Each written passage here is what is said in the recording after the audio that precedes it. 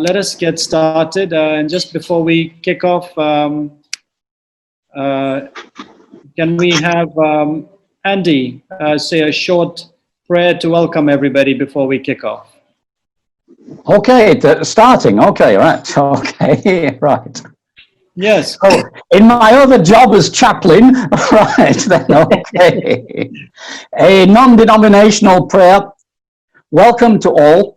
I hope you arrive to be with us in joy and happiness, and as we share knowledge today between us, because it is sharing knowledge that we hope to achieve as we try to combat this epidemic. So, thank you for being with us. May joy and happiness be with us throughout our presentation today. Thank you very much, Andy. Could I ask Priya or Preksha, the admin people, to mute everybody's microphone except the speaker? I will start, then Andy, and then Sachin. All right, this is great. So welcome everyone. The focus of this webinar is strengthening, please keep it on the first slide, strengthening country response to fight the pandemic. Webinar on supply chain management of COVID-19 commodities. Just before we get started, we have a quick poll to see who all of us, actually that comes a little bit later on, I'm sorry. So we just continue. Go to the next slide, please. So the agenda for the workshop: introductions, supply chain challenges during pandemics. Then we go specifically into talking about COVID-19, and then key concepts in forecasting for health emergencies. This is something that Sachin, Andy, and I did for WHO just recently for 11 countries. We want to share some of that experience. We do a quick walkthrough about the WHO quantification tool, and we go into discussions, Q&A. Next slide, please. Please go ahead. So my name is Paul Alvani. I'm the Dean and Director of Empower School of Health, and I'm the former head of PSM for the Global Fund, amongst various other areas. I think people have forgotten that because that was so long ago. This was practically when Global Fund was being founded in the first 4 years. We still continue to work very closely with various donors. Andy, over to you for your introduction. Okay, I'm Prof. Andy Barraclough. I've been in procurement and supply chain management of healthcare commodities for over 30 years. I contributed to the first edition of Managing Drug Supply and all subsequent editions. I was with MSH for over 10 years, based in Southeast Asia. Before that, I spent most of my time in Africa, working on national programs as diverse as World Bank, African Development Bank, all the major donor agencies throughout the region. Okay, on to Sachin. Yeah, hello everyone. I look after the consulting part of in Empower, look after the consulting assignments. And I've been working in supply chain for the last 20 years. I've worked in the corporate sector, but the last 10, 12 years, mostly been working in public health supply chains with organizations like CHAI, FHI 360, and of course, Empower School of Health. Thank you.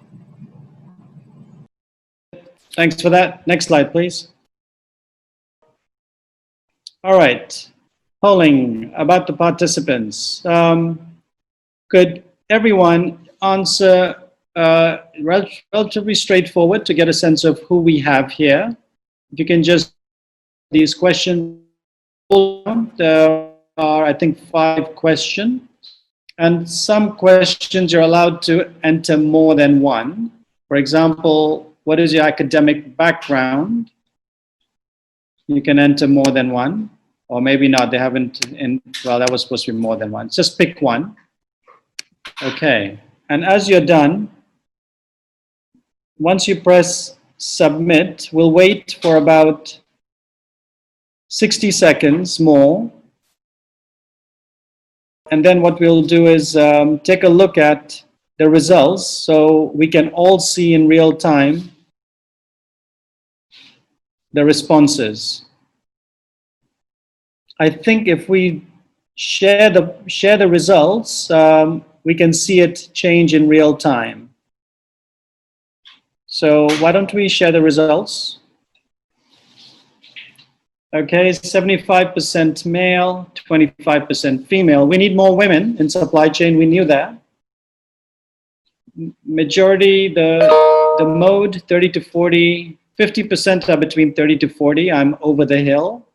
Andy, you and I are way over the hill. Okay, we're in the minority.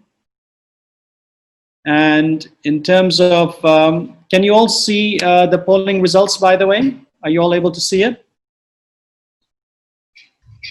Yes. Yes, Okay. we can. Good. Geographical region. Let's see. I see West Africa is represented the highest.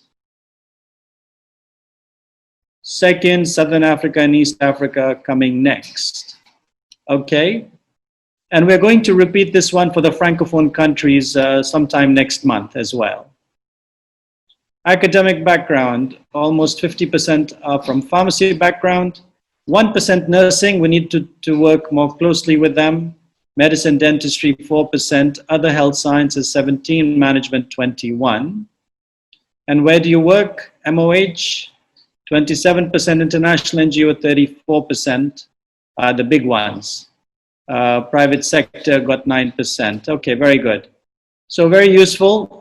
We'll share, of course, this is being recorded. By the way, we'll share, you'll have access to this to share with others who did not make it. We now have 150 people and it's live on Facebook as well. So that's good. Close. Let's move on. Thank you for that.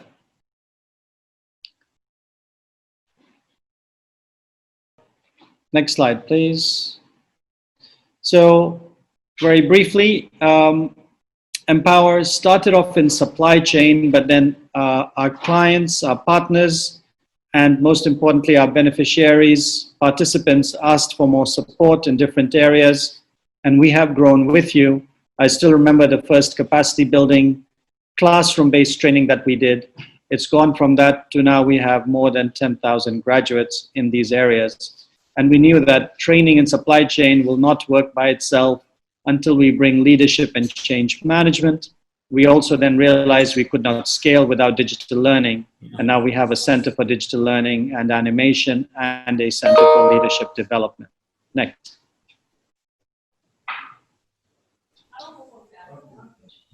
We cannot do it alone, and we have partners, North-South partnerships and South-South partnerships, as you can see across Africa, Asia, Europe, and the United States. People that deliver in IAPHL are close partners. Many of you know them. We're also at the board level of people that deliver, which helps us understand better the human resource requirements in supply chain. Next.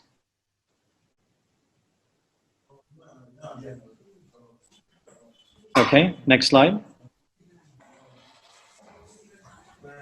So, first of all, we all seem to be quite shocked and surprised with COVID, although it has been probably the first time we're all required to be locked in. And for us global health professionals, it's the first time in my life in the last 30 years, I have not traveled out in the last 4 months. It's been both a source of great joy for me to some extent and a source of great pain for the family, wondering when I'm going to leave next and give them a break. So combination of that. But what's interesting is we've had several pandemics and epidemics over the past years. And this captures that really well, and the impact of some of these pandemics as well, and the response to the pandemics over time. Next slide, please.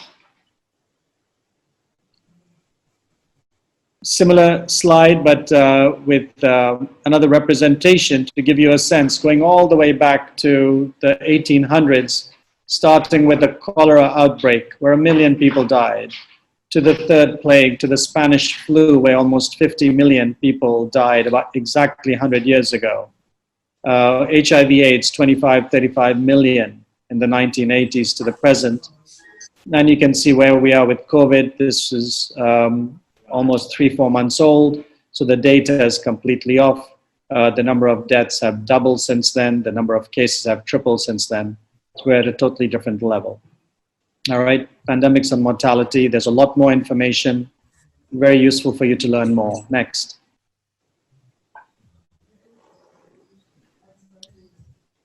So when it comes to supply chain, pandemic strategy is very different from a public health strategy. But the challenge is that how do we do both? How do we build resilience? And often it's a challenge between efficiency or resilience. So the next few slides will explain that as well. We can move to sorry, can we please ask everyone to mute themselves? Could I ask the admin to mute everybody except me? Or you can mute everybody and I'll unmute myself if you want to do that. Thank you. So, as I was mentioning, efficiency or resilience. If we can move towards, the next slide actually explains it really well. Why don't we move to the next one? So often we have to choose between efficiency on one axis to resilience on the other. Getting both is really not that easy. And the more efficient we are, the more brittle a supply chain is, meaning that I can be really efficient, work with just-in-time inventory, work with the fewest manufacturers and get the best pricing, but then I'm at high risk. So I need to move towards resilience. But if I move entirely towards resilience, have plenty of different manufacturers and suppliers and multiple distribution strategies and approaches, I get resilience in case one element of that supply chain is dysfunctional, but then it's not efficient and becomes very expensive. Working with donors in public health, there's been a push to move towards efficiency, but with what's just happened, they realize resilience is the right approach, and so there's a shift to meet somewhere in the middle. And the idea is to move from point A to point B, increasing both efficiency and resilience. Next slide. And there's an excellent article on that in the Economics Intelligence Unit that would be very useful. And here's a particular example of efficiency, where the dependence of manufacturing industry is on a few resources. As you all know, India is one of the leading suppliers of finished pharmaceuticals. However, India relies 70% for its raw materials from China. And as a result, once both these countries get decimated in any way, it has a massive impact on the global supply chain. And it's for this reason there have been many countries that have been promoting rightly of expanding and diversifying and promoting local manufacturing across Africa and across other countries as well. Next slide. What's fascinating, it's a slide that Andy helped me put together, is you all have now heard of, and you know that Wuhan is rather famous for the COVID vaccine. Really interesting is Wuhan is also a center for pharmaceutical manufacturing production, and for some APIs, we're relying not only on China, but we're relying on Hubei province, the city of Wuhan. Means started and a lot of the manufacturing simply just shut down. And India, as a result, has made a national strategy API production nationally, and many other countries across Africa and Asia talk about local manufacturing. Next. Obviously, the UN realized they had to do something and provide necessary support. And so the UN set up the COVID-19 supply chain task force large number of critical stakeholders. It's coordinated by WHO and the World Food Program with a simple goal to make supplies available to everyone wherever they are needed during a time that is extremely challenging. And if you need to learn more about that, please click on the YouTube link where Paul Molinar, the head of WHO's OSL, Operation Support and Logistics, gives you some details over there as well. Really useful. So next slide. All right, Andy, with this, I hand it over to you and the polling. Okay, then we start the next poll, please. Let's ask you some questions about how much you're already engaged with COVID. If you'll please answer the questions on the screen now and then press submit when it's complete. Currently involved in the COVID-19 response?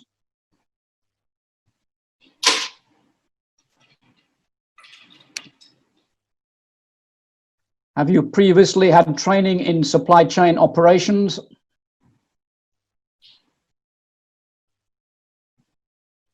Have you previously operated supply chain in health emergency situations?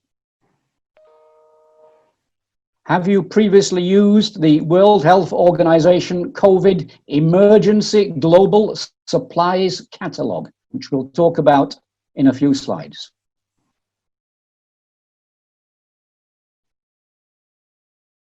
Please choose an answer and then press submit, and in a few seconds it will come up on the screen what our results are, what is the mix, and then we can see how fast to go through the next section. I see we have over 160 participants on the Zoom, plus the Facebook sharing as well, so I think we've got quite a large number there. There's been quite a lot of work done on COVID in producing catalogues and equipment lists and in the forecasting tool, which we'll explain in the next few slides. Okay. Just another few seconds and hopefully we'll get the poll results on the screen.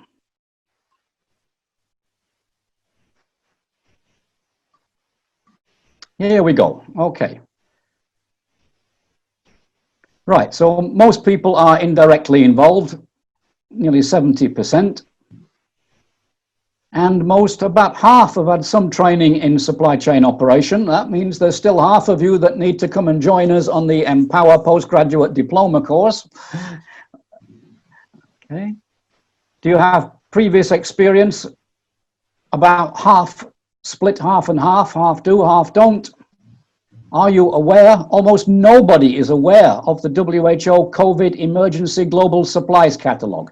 So the next few slides will be quite important to you then. Okay, thank you very much for that, and we'll go ahead in. Okay, PPE, personal protective equipment, the gowns and gloves and masks and face visors that we all need. Because of COVID, 1,000-fold increase, 1,000 times increase in demand. It's gone from very small quantities to absolutely massive. Many countries didn't use disposable gowns. Most of the theatre gowns were reusable. They were washed and re-sterilized. But with COVID and other infectious diseases like this, suddenly we need one-time disposable gowns. And we're into millions. And WHO is trying to source and find millions throughout the world, a massive demand. But it's a supplier's market. There is a short supply. There's not enough manufacturing. And that's been made worse because the high-income countries are all trying to outbid each other to get the few supplies that are available, so that low-income countries and middle-income countries can't get a look in. Most of the European countries are bidding among themselves. Britain is bidding against Germany, against France, against the USA to try and get the few supplies there are. So prices have increased massively. Further, the manufacturers and suppliers are demanding advance payment. How many public sector systems can undertake advance payment? And then even when advance payments has been made, the manufacturers don't deliver because they sold the goods to someone else who offered an even higher price. It's a wildcat market. It's a free-for-all, and it's full of counterfeit and substandard products. The UK, the United Kingdom, very stringent regulatory authorities, very hot on observing standards. They bought 400,000 disposable gowns, which failed all the standards. Germany bought diagnostic test kits from a company in China that didn't exist. It was an internet scam. So in the middle of this, you're trying to buy for your countries as well. It's a real problem. It's a real issue. However, the biggest limitation at the moment, surprisingly, is not the manufacturing. There's not enough manufacturing. But even when you can secure an order, it's the transport. Because passenger flights have been largely suspended throughout the world, and most passenger flights also carried freight. So now there's a huge reduction in the amount of air freight transport capacity available. Not just for COVID, for everything, it's reduced. Kenya's got problem to sell its flowers into Europe because of air freight capacity. Food items are a problem, and our medicines, not just COVID supplies, but essential medicines. Vaccines are becoming a problem. There's plenty of vaccine, there's no shortage of manufacture, but we can't move the vaccines because of limited air freight capacity. Fortunately, sea freight is less affected and prices seem reasonably stable on sea freight. To give you an idea, we're looking just for UNICEF, are looking at 97 plane loads to move the COVID commodities, in addition to everything else they require. So in summary, PPE, personal protective equipment, it's in short supply now, and it's likely to be in short supply for the rest of this year. Even high-income countries with stringent regulatory authorities have received substandard PPE and diagnostic tests. It's very much buyer beware when you enter the market. Supplies of essential medicines are considered to be returning to near normal, but transport is a major problem. The manufacture is coming back to normal, but you've still got to move the medicines. Fortunately, to help you with this, as we mentioned it previously, the UN Supply Chain Task Force has got the COVID supply chain system in place to try and assist and help countries in this market. And the link is on the bottom of the slide there to find out more about what this is and how it helps you. Okay. What actual commodities do you need? Many of you will not be familiar with the commodities. You've not handled them before. I want a face mask. Well, okay, which type of face mask do you want? Because different workers have different requirements of different types of face mask. I want a plastic apron. Which type of plastic apron do you want? They don't teach this at pharmacy school. We saw that nearly half of you are pharmacists. What are the specifications for these items? It's a real problem. Fortunately, WHO has put together the Emergency Global Supply Chain System Catalogue. That's a list of all the items with the specifications. Link is on the screen now to help you choose the items that you require. Here's an example of the catalogue. You can see nasal cannulas with a reference code, the specification, and an indicative price. Now, prices are a real problem at the moment on COVID commodities, but at least it will help you put together a budget price. Most of you reported you've not even heard of it before. That's available to you. It's downloadable from the link that's on the screen. That's the Emergency Supply Catalogue. There's a separate catalogue for medical equipment. Everyone talks about ventilators. We need more ventilators, but there's lots of other equipment that you need as well. And the ventilator, what about the hose to connect the ventilator to the patient? Did you remember to order that? If not, the ventilator won't work. That's all included in a separate catalogue of the COVID equipment. You don't have to order all expensive ventilators. All the oxygen therapy equipment is listed out there. The link is on the screen to get to that catalogue as well. What about the medicines? Well, there's no medicine to actually treat the virus, but many people who contract the COVID virus also get bacterial pneumonia and other diseases. You can treat bacterial pneumonia with amoxicillin. So you need a whole list of medicines. The list of medicines that you need for the COVID patients are included in the WHO forecasting tool.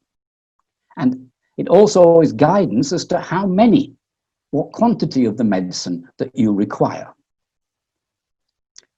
You also need controlled medicines. COVID patients are sometimes in extreme pain and need to be anesthetized as well.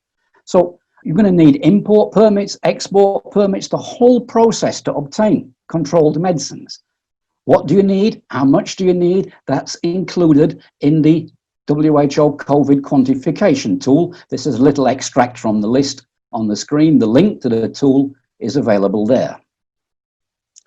But what about the cold chain? You need some cold chain supplies as well. They are also listed out separately under cold chain, so you can clearly see what's needed and how to handle it. The link's on the screen.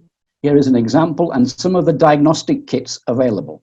What diagnostic kits, which types, they're listed out for you and available in the WHO quantification tool. Okay, time for me to hand over to Sachin now. Andy, this is the next few slides, I believe, are still you. I think we have a polling here, and then Sachin. Oh, sorry, it's a polling. Okay. Yep. Okay, so let's go to the polling then, please. Have you been involved in the forecasting or procurement of PPE, that's personal protective equipment?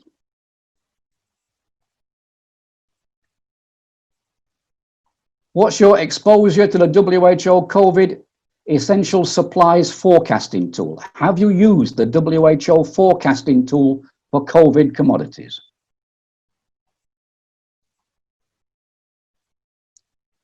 Have you received any training in using the WHO COVID Essential Supplies Forecasting Tool? Do you want to receive training in using this tool?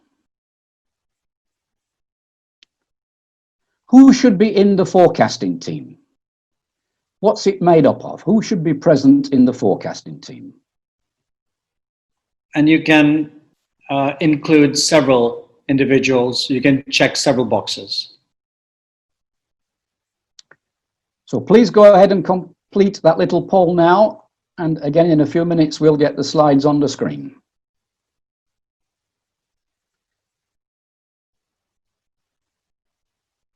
Okay, I'm quite surprised that around 50% of people have been involved in COVID supplies but are not aware of the catalogue and the tool.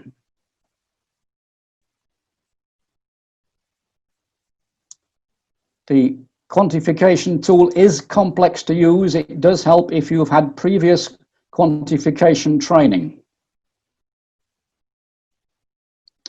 I see we're now up to 177 participants plus the Facebook streaming. So it may take a minute or so to get the results of the polling.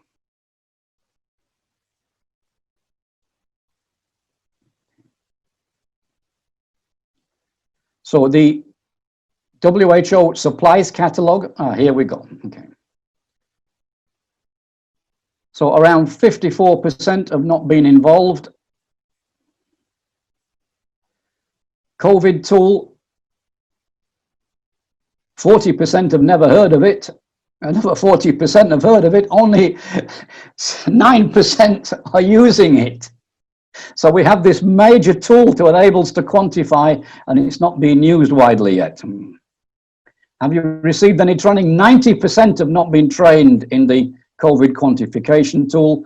97% want training, okay. So I guess that tells us where the next webinars need to be. Who should be involved in the tool? Well, the answer is everybody, but okay, we've got a good mix there across the tool. We need epidemiologists because it's a morbidity-based tool. Okay.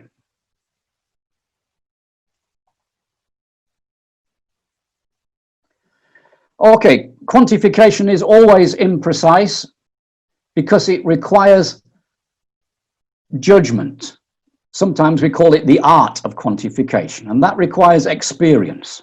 You can't undertake good quantification just on a computer-based calculation. It needs experience to modify and adjust the numbers and put that in. But none of us have got experience in COVID. It's all new. We don't have that human judgment to use. That means that we have a much higher risk on the COVID quantifications than normal.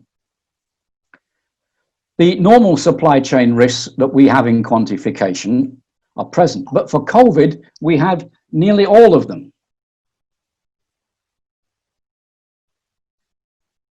We have disruptions of transport, we have disruptions of manufacture, we have very low supply.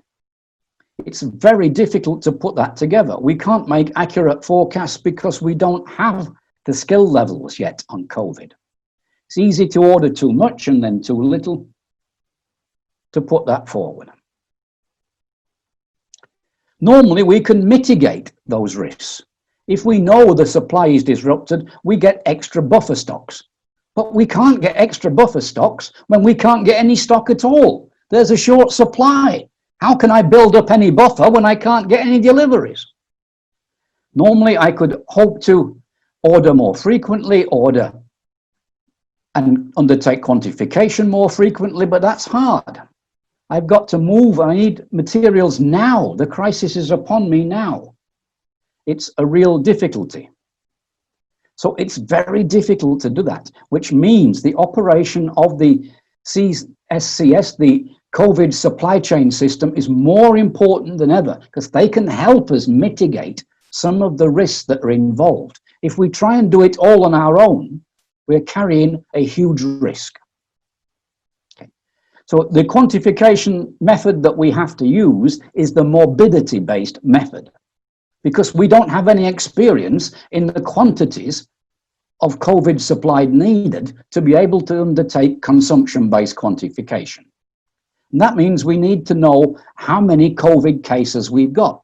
That's a problem, because we don't have enough testing. No country in the world has enough testing to tell us exactly how many COVID cases we have.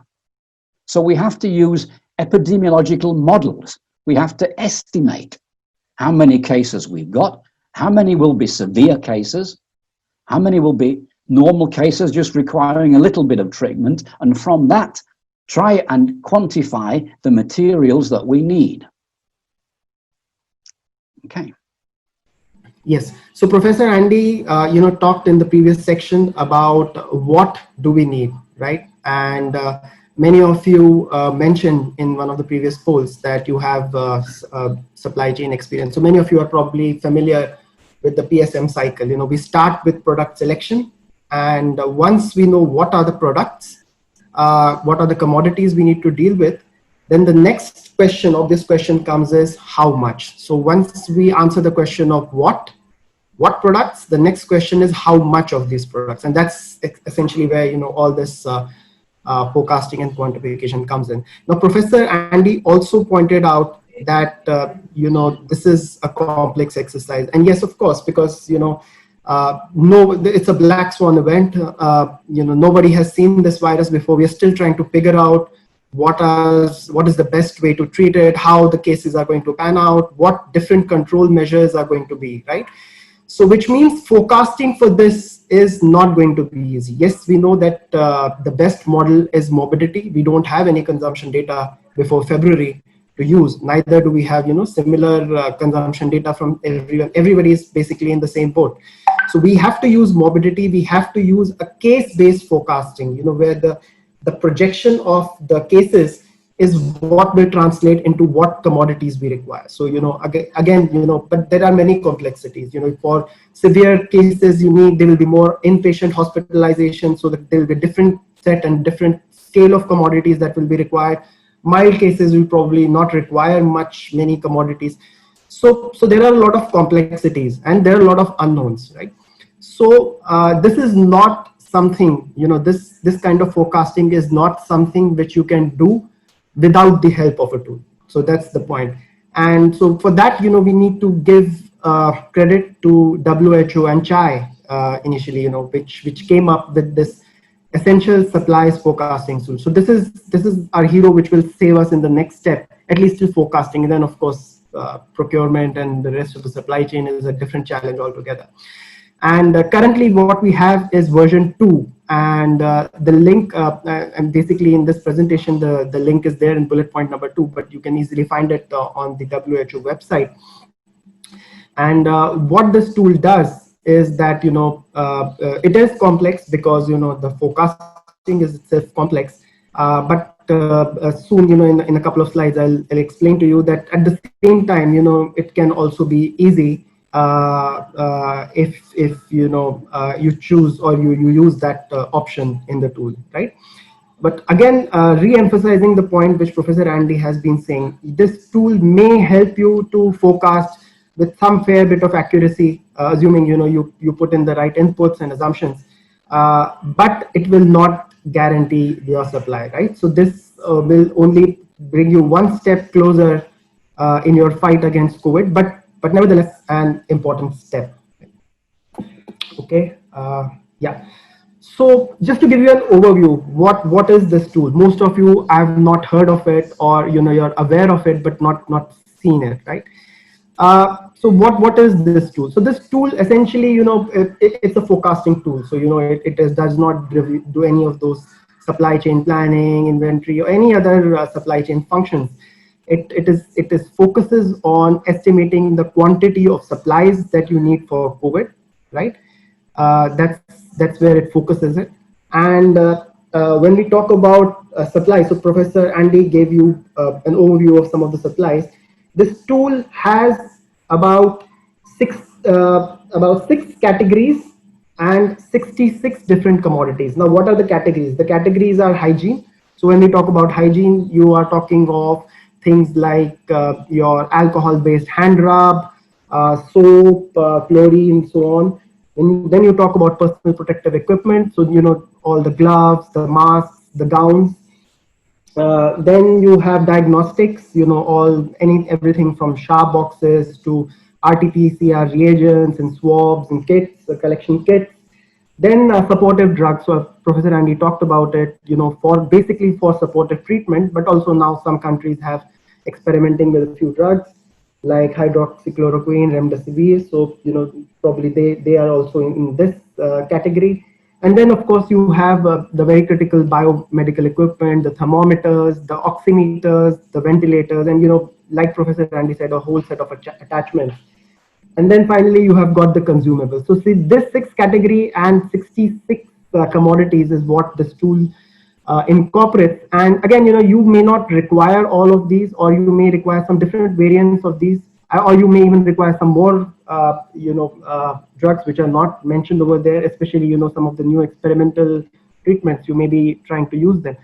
So but this is a very comprehensive tool in terms of the commodities. So and it gives you estimates which are fairly well tested and accurate, as long as the number of prediction of the number of cases is accurate, right? Supplies are short-term needs. Now, this is a very important point for you to understand. Why short-term? You see, if you go back 3 months ago, or you go back, February or March, when the epidemic was just starting out, and you look at what was estimated for your country in terms of number of cases and deaths, I'm pretty sure, every country will be very far off, right? From what would have been estimated even 3 months ago or 4 months ago. And that's because not your epidemiologist friends are wrong. Some of them are doing a very good job. Some of them are getting it quite right. But, this is, it's very difficult. A lot of factors, how you control it, how the virus is behaving. We're still all trying to learn to figure it out, right? So there's no point forecasting in the very long term. What we need to do is forecast frequently over the short term, right? So forecast every month and then try to see if you can have monthly supplies or, at max to quarterly supplies, right? But that's the idea. You look forecast short-term needs, and you go for your supply chain is geared to sort of procure and then distribute based on your needs on a continuous basis. As things change in this very dynamic situation. Outputs are constrained based on editable parameters for health systems infrastructure. Yes, so very important point. There are a lot of assumptions. We'll talk about that. A lot of inputs and assumptions that go, and each small change in any of this can have an impact. So you need to probably configure and look at all those parameters, and important things are also the supply side. So it's not just what you need, but if you have so many PCR machines, and that's so much testing you can do, or so many hospital beds, then so many patients you can admit, right? So all those things are very well factored into this. So that's a very good salient feature about this tool, that it also allows you to build in your constraint, right? So what are the limitations? So the limitations is, of course, that this tool should not be confused as an epidemiological model, right? So best, in fact, this tool works is you have your epidemiological experts and they give you the forecast of cases, and that is input in this tool. However, this tool does, in case you are not able to do that, this tool does allow you to use susceptible infectious rules. So this is an SIR model. I'll talk more about it, or the better known exponential growth model, right? So with that, I'll move to the next slide. I thought it would be good to spend a little bit more time on this slide. Coming to the next, sorry, there's a lag, so I just pressed. Okay. Yeah, sorry. Yes, it's there. So, so what are the key points? One key point is, although what you see right now is version 2, but there are many other interim versions which keep coming on. And WHO and their partners keep revising, working on this tool. It's always better whenever you do a fresh forecasting exercise to download the tool. It will give you more features. It will probably be more user friendly, and it would have refined some of the facts and assumptions. So it's better to keep using the latest available tool. Short-term forecast, we talked about that. We also talked about overall patient numbers are used primarily for forecasting bulk essential quantities. Yes, we are using the patient numbers or the case forecast or case estimates. Now this, I said we'll talk a little bit more about this modeling. So, this is, we said this is not an epidemiological tool, right? So if you have got good epidemiologists, or you should get good epidemiologists, and you can do a manual entry of cases, okay, over the next few weeks, and then that will be used along with your other inputs to estimate your quantities. Now that's the ideal case. In case you are not able to do it, it has some very simple models, right? So it's not an epidemiological, but it has very simple models. So and two models. One is the exponential growth model. Now, if you have been following, all those sites which give you the worldwide cases, you will see that some countries are in that, the steep growth curve. They are not in that initial phase of linear. They are somewhere in the middle. They're past the initial phase where there is a slow linear growth, and now the cases have really taken off. So India, Brazil, Chile. So these are some of the countries you will probably see in that exponential growth phase where you have a doubling rate of 6 days, 7 days, 4 days. And it has established a pattern. So that's where the exponential growth model would be useful as an option to be selected within the tool, right? And then it will ask you for some entries in terms of what is the doubling rate and so on. If you are more towards, if it's more matured, some of the European countries like Germany or UK, you might find, and which also have some data like seropositive data, and so they have a very good sense of what are the susceptible cases, how many are already infectious, how many have recovered or removed. Then that means that you can use this SIR model, where, like they say, the curve is kind of flattening and you've got a lot more data to work with. So this SIR model might be useful. But then again, I would say go back to your epidemiologist numbers and do the manual entry. That's the best, right? So in terms of assumptions, there are a lot of assumptions in terms of volume of patient testing, equipment use, staffing, infrastructure. We'll talk a little bit more on the next slide, right? And okay, so I'll just go to the next slide. Okay, so here we're talking about the inputs. Now this tool, essentially, it has got about 14 sheets, right? And that might scare some of you. But the main sheets in this tool are the input sheet, the second sheet after the instruction, and the third sheet, which is the dashboard. Now all the inputs, most of the inputs, or 55 inputs, are required in the first sheet, right? But now this tool, like I said, you might feel, oh, that means it's a very complex tool. But then, it can also be easy for you. So the first two inputs are, which country. You have to select which country you are. And the second input, can I request everyone to mute, please?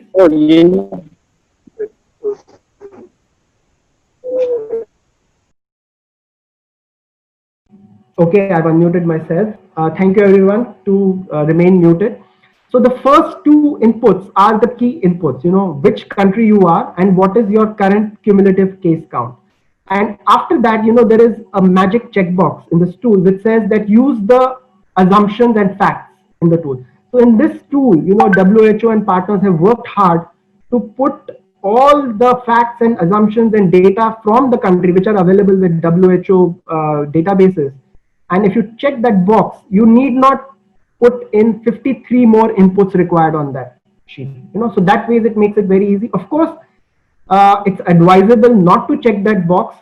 You can still see those suggested values, and then you can input those values in the tool, or you can put more updated and accurate values. So that will just make your output more, the classic, the more accurate your input, the classic principle of forecasting, the more accurate your outputs, right?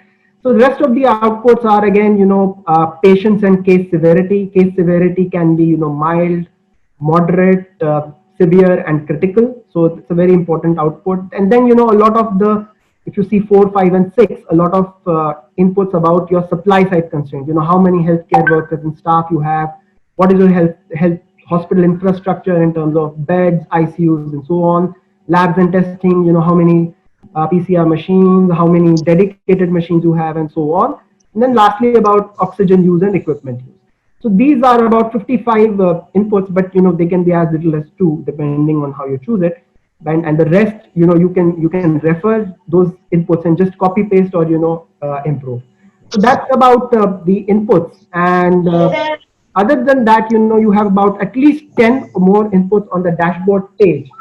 And those inputs actually, what they allow you to do is, sort of configure it in terms of what model, whether SIR or manual cases, and then what is your testing strategy, and how many weeks you want. So those kind of overall configuration kind of inputs, which will help you to give the outputs. So there's a lag. I've just pressed. Please wait while the next slide appears.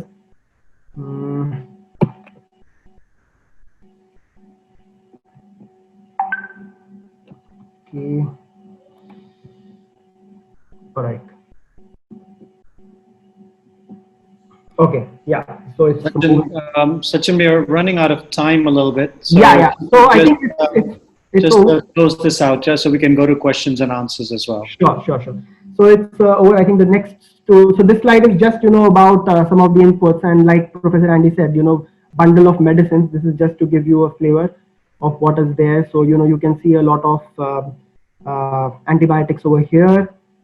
And this is about PPE equipment, and you can see some of the logic. It says it has got inputs or assumptions on how much is required by an HCW, a cleaner, and so on. So this is how it does the calculation. And then the magic happens. Basically, the tool will give you an output, and the beautiful part of this tool is that it's got very beautiful dashboards.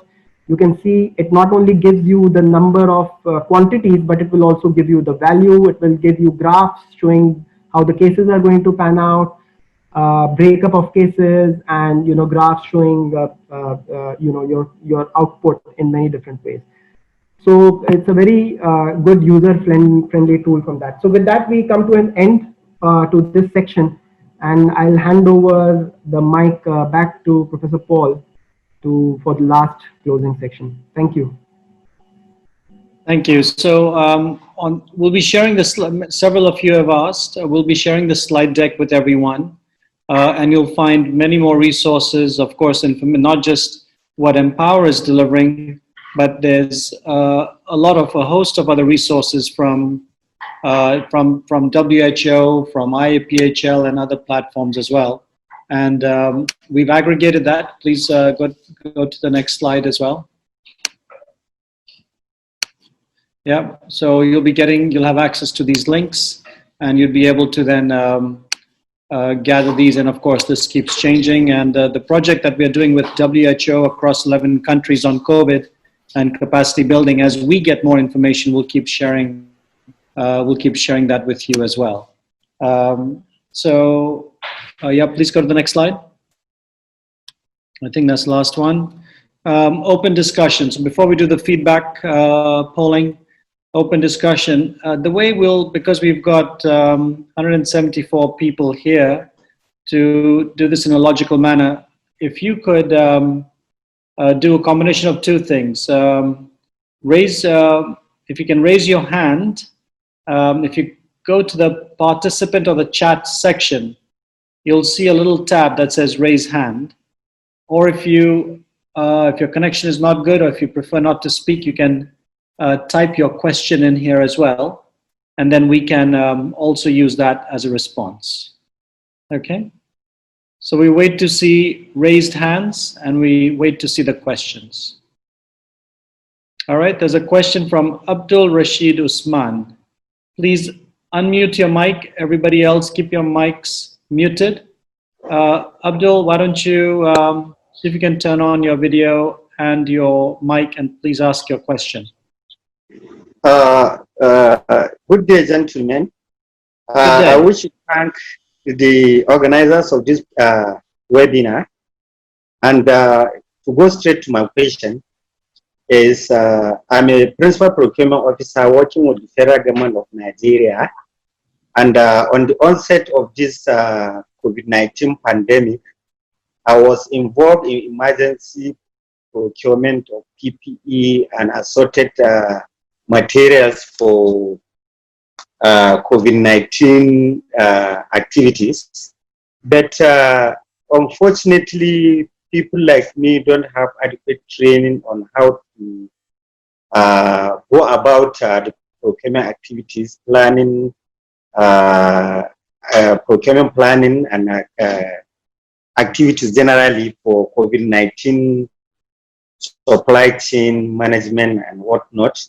So I'm pleading that this training we're doing, this webinar we're doing, should there be a formal way of having the training and the material so that we can be up to date? Where we have lost so much time, the pandemic is ongoing, and we need this knowledge in order to help our people, our country, and essentially to provide the services they require to take care of this COVID-19 pandemic, particularly in the country we come from. Thank you. Indeed. Thank you Abdul, thank you for your question and your concern, and I completely agree with you. Many of us who've been in this field for a long time, it's a challenge for us as well. We have to quickly and rapidly pick up new knowledge and information and put it in action. And if we don't get it right, we would waste resources. We would end up not getting the products in time from the right places. There's lots of negative consequences. So we will share with you all the information we have, the resources and links where you can go to. But more than that, Andy, the work that we had done to provide a quick, short certificate course with links and knowledge, I believe we need to bring it to the digital platform. The one that we did with USAID and others in Dubai, which was face-to-face last year. We need to quickly adapt that. And also provide continuous technical assistance. We'll talk to Global Fund and USAID to see how we could provide that support, and also the IAPHL platform. All right, thank you, Abdul. Let's take the next question is Fikadu Batu. Please just mention the country where you're from, okay? Thank you, Professor Paul and Andy and Shane for the nice presentation. My name is Fikadu from Ethiopia. I was in fact part of the postgraduate diploma on PSM at in PowerHealth. I enjoyed learning at your institution, and it helped me a lot in doing my job. I'm currently working for PSM, Global Health Supply Program, PSM, as an advisor on procurement and supply management. In fact, I just want to say a few words regarding this kind of webinar, which is very, very much essential and important, especially in resource limited countries like Ethiopia, where people can really grasp a lot of experiences and lessons from these discussions and presentations. So I really appreciate if you could also organize some kind of webinar on impact of COVID on the whole supply chain in the world, not only COVID supply chain, but also on essential services, including TB, malaria, and of course, HIV. So I really appreciate this session, and thank you for making us part of the session. Thank you. Thank you, Fikado. Really important point. In fact, just immediately before this call, I was speaking to the head of the new head of supply chain at the Global Fund, and one of the topics that's coming up is trying to understand and building capacity of countries. But prior to doing that is to really understand the negative impact of COVID on all other essential medicine supply chain. So could not agree with you more. There's very little information on that except what you hear on some news and some other elements. But let's put that together. Andy and Sachin, another, I think, an excellent point as well. Yeah, thank you. Move on to the major impact is on vaccines, and the problem is in transportation of vaccines, but it's across all the essential medicines. Yeah. Right, and that is absolutely right. And it's the fact not just on supply chain, but program implementation as well. The TB programs being decimated. People are running out of antiretrovirals. There's massive concern that many people will be without ARVs for the next 6 months, which would create other negative impact as well. Ricardo, thank you for that. Ahmed Sanok Hughes, please let us know which country and your question.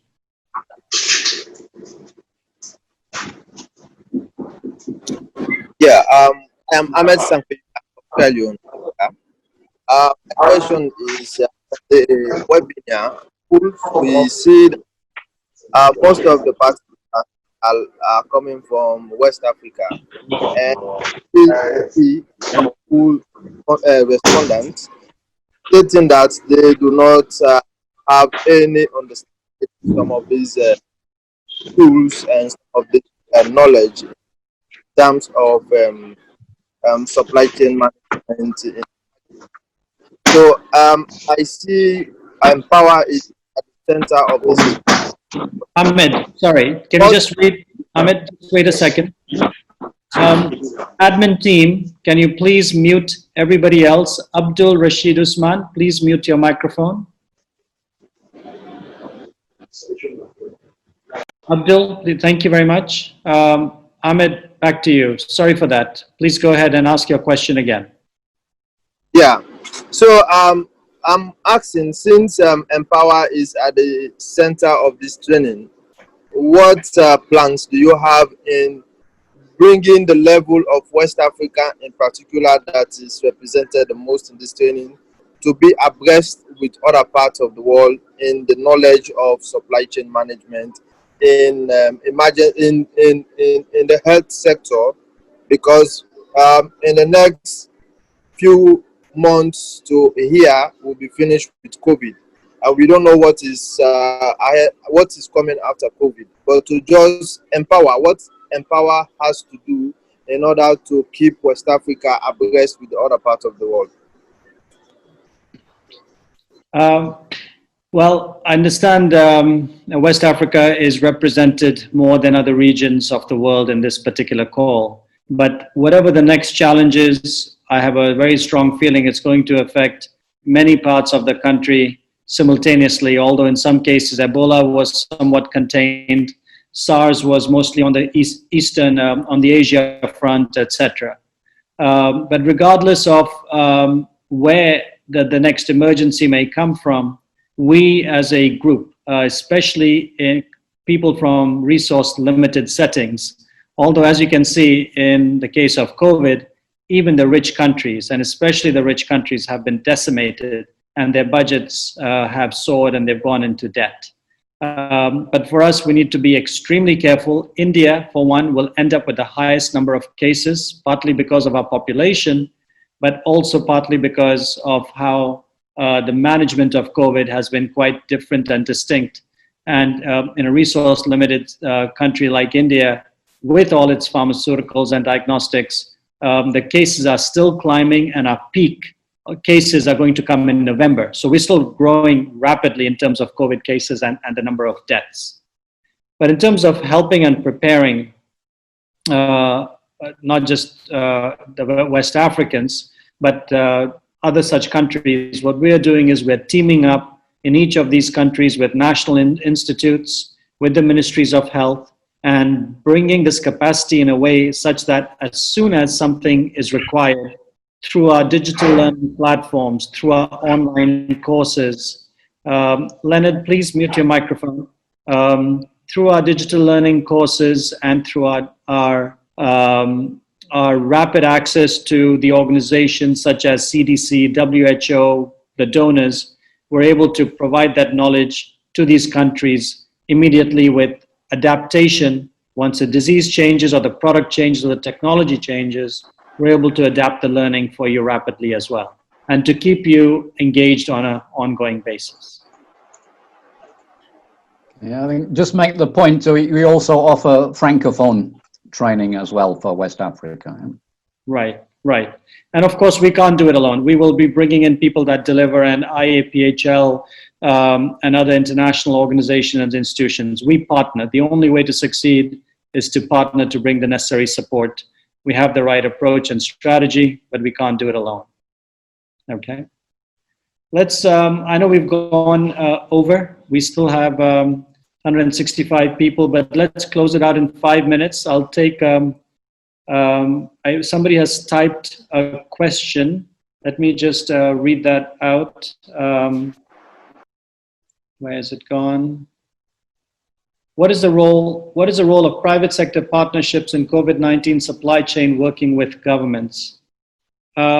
Absolutely vital, critical question. The private sector, which is the engine, the economic engine of a country, is being decimated. In some countries, if you remember, if you go back to the days of HIV/AIDS, when we're looking at now 80s, 90s, every company had to hire 2 people for one position, knowing that they would lose somebody in the next few months. And that had a massive toll on the private sector as well. So the role of the private sector, one is to absolutely prevent cases, keep their employees safe as much as possible. And then in terms of supply, innovate, bring in new products and technologies. As you would have heard, for vaccines, there's 3 companies that have a vaccine that might be in phase 2 or phase 3. So in terms of supply, we have private sector engagement. In terms of distribution and storage, you will not have, ministries of health will not have sufficient storage to bring in all these products. And they will need the private sector storage and inventory capacity and distribution capacity. Absolutely vital. Every country, every ministry every PSM procurement team must already pre-negotiate with the private sector for supplies, for storage, for inventory, and distribution facilities, because when you need it, it'll be too late to start negotiating and contracting at that time. Andy, would you like to add anything else to that response? Okay, around procurement, because many public sector systems just cannot cope with the current procurement rules, the private sector can assist there. And they can help you by having a more flexible approach to procurement. They may be able to make advance payments, which generally speaking, the public sector can't do. But also in distribution. The sheer volume of storage and then distribution of this PPE is massive. It's going to require a huge transport to get it out there to all the clinics involved with COVID patients. So throughout the system, you need to engage with the private sector. You won't have enough capacity in the public sector on its own. The other role is they can bring funding and they can lever that funding for you. Okay. Thank you. There are a few more questions which we haven't got time to answer, but please, we've got them. We will reply to them.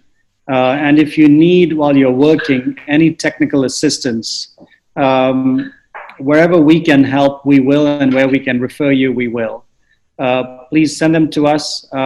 Don't worry about overburdening us. Where, like I said, where we're able to support our community of supply chain professionals, we will definitely do that. And just in closing, I know we are 15 minutes over. If you could take just 60 seconds to answer 2 or 3 questions on a feedback poll so we know what we can do better. And some of you have sent wonderful remarks on the chat. Really appreciate that as well. It guides us, helps us, and encourages us as well. So the last poll, please.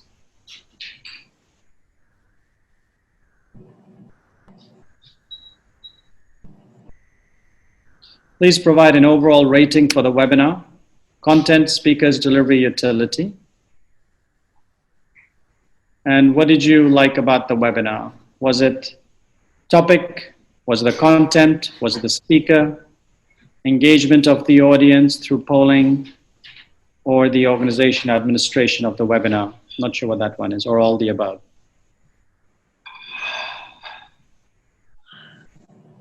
I guess you can do a multi-pick as well for question number 2.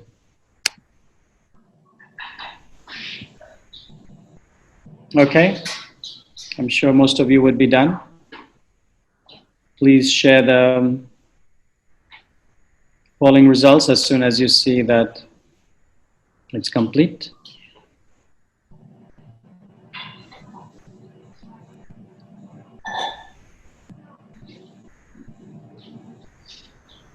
We'll share with you the link of the recording, the live recording, and the slide deck as well. Okay. Polling results, please. They're still voting. Okay, that's all right. So, about 160 people. Who would have thought that the world would all be focused on Zoom and screen time? I'm trying to get my son to spend less time on the screen. Now I have absolutely no negotiating power. In fact, I spend more time on the screen than he does these days. So I have no credibility. Okay, please share the poll now. It's fine. Go ahead.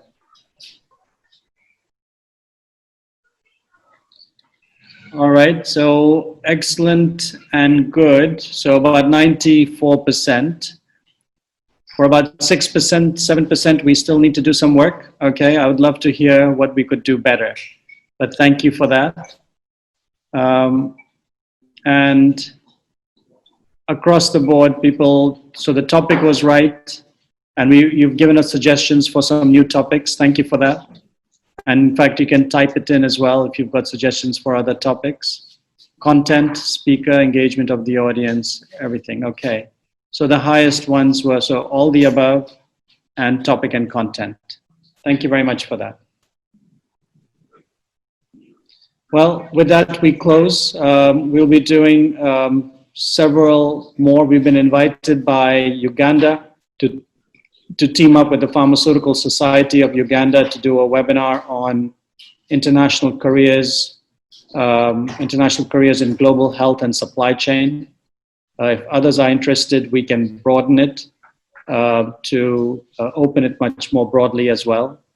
And then the following month, we're doing one with the University of Rwanda, where they've asked us to collaborate with them because they've been asked to get ready for a COVID vaccine that should be coming out relatively soon, and countries need to prepare themselves for the COVID vaccine.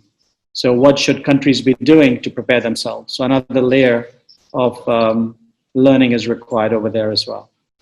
So we'll keep sharing with you our upcoming webinars in different parts of the world, and if you're interested, or keep it completely open broadly as well. With that, Andy, if I could ask you to say, bless the congregation in a non-denominational manner, as you usually do, in a beautiful way. And then we can close. So as we face this pandemic, let's do so with faith and the confidence that we will overcome this. We've overcome many pandemics in the past. Few have been as serious as this, but we can overcome it. So with peace and light and tranquility, let's go forward and use our professionalism to attack and overcome the worst effects of this pandemic. I wish you all a good night and travel safe home. Thank you. Thank you very much. Thank you very much, Andy. All the Thank best. you very much. Bye-bye. Bye. Bye, everyone. Thank you. Thank you. Bye. Thank you very much for Thank you very much. Bye. insightful presentation. Thank you. Thank you. Bye to Thank you. all. God bless. Enjoy. It's very good. Blessings. Thank you so much. God bless. Bye. Thank you. Gladys Mlanga, thank you. Okay. Thank you. Sergeant James Director, thank you. Andy Thank you. Bye. Good Baraklo, night. thank you, sir. Thank you. God bless. We appreciate, sir. Good night. Masalama. Assalamu alaikum. Walaikum assalam. Katakuram Arabiya. Thank you.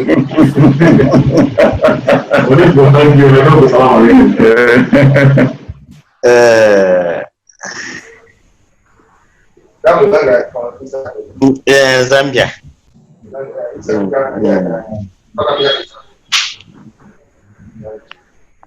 For more information, you can also contact us at www.empoweringmillions.org.